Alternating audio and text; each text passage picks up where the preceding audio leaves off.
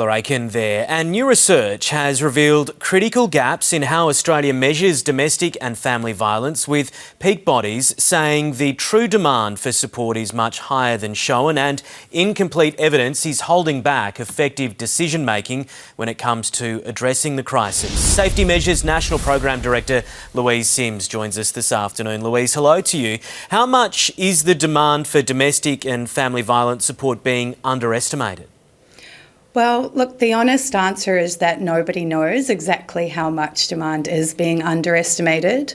What we do know is that what's currently reported is really just the tip of the iceberg, because the data only captures those people who successfully engage with the service. It doesn't capture the people who are waiting for a response, those people who haven't even sought support for various reasons.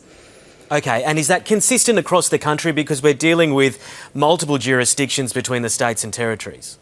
That's right. Our work is looking at 3 jurisdictions in particular, but they are broadly reflective of the experiences across the country. Okay. Louise, children and young people account for nearly 40% of recorded clients, yet their experiences, you're saying, are under-recorded. What does this mean for how we respond to and understand family violence? Well, this was one of the most striking findings in the data, that 40% is a really high proportion, but we also heard consistently from service providers that this is likely an underestimate, with some saying that they're working with as much as half of their clients who are under 18. When children and young people are missing from the data, they tend to be missing from policy responses, system design, funding decisions. So we really need better data on children and young people so that we can respond to their experiences as victim survivors in their own right, and not just look at adult experiences. And you talk about it being the tip of the iceberg, but these frontline services are already under a huge amount of pressure, aren't they?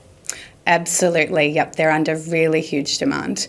The participating services in our study supported more than almost 35,000 victim survivors in a single year, I should say, although we think that's likely higher given that not all children are recorded in the data.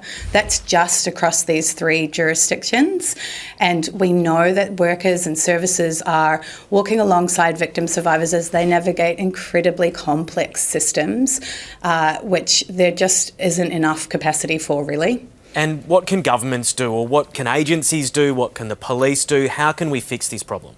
Yeah, good question, and it's not a very exciting response, but firstly we need better data. Governments can invest in strengthening the data systems that we currently have. We also need investment into frontline services. They are, as we said, carrying incredible demand. They are doing critical work, life-saving work with adults and children every day, and yet these services have to fight for their funding year on year. So we need sustainable, ongoing, flexible funding for these services, so that they can meet the demand that already exists. Okay, well, we hope for some change because we really need it. Louise Sims, thanks so much for joining us. Thank you.